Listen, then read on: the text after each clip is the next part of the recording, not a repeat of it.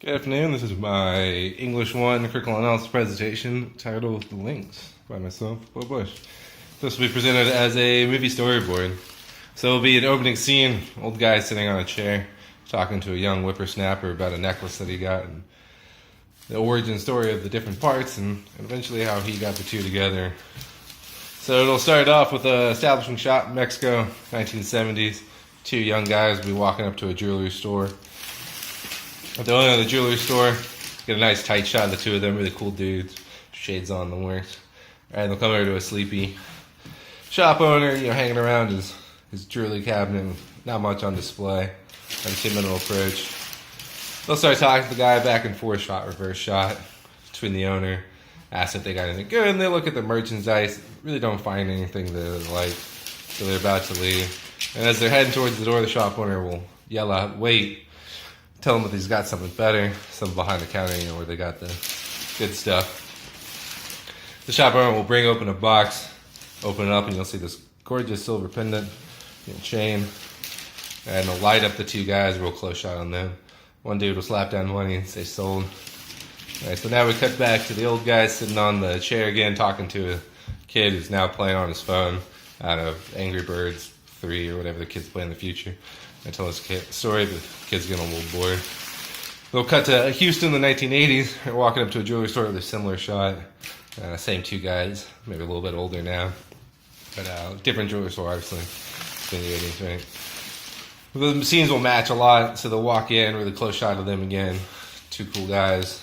Walk up to the jewelry store owner, talk to him behind the counter, and say that they did a job for him, and now it's time for him to pay. Shop owners say that, well, they can't pay.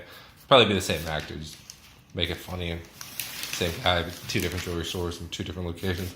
He'll tell them to take what they want as payment. And the two guys will look around and see that nothing really in the store. And one guy will point over his shoulder with his thumb, say there's nothing good around. That will be obviously a problem for the two. The shopper said, please, let me show you something. And he's got something good behind the counter once again. It opens up a box, same tight shot of the two guys. Alright, one will say that'll do. So now we can cut back to the old guy sitting on the chair again, talking about how that's how the necklace came together, but not necessarily how he got the necklace. And we cut back to the kid who's now on the floor asleep, completely passed out, sheer boredom. Now we can cut back to Houston in the 2010s. Young man in a sailor dress uniform walking up to his house, coming home. Started talking with the cool dudes, a lot older now, 40 years since the Mexico trip. Talking about how he's going on his first deployment and he really wants something from home to remind him of being home while he's away. So last for that necklace, the same necklace that he always saw as a kid that he loved so much. He really coveted. And do a closer shot on one of the older cool dude. Say that's fine, but he needs a trade. Say he'll stop and think to himself, how about this? And pull out his dog tags that he's got, offer that.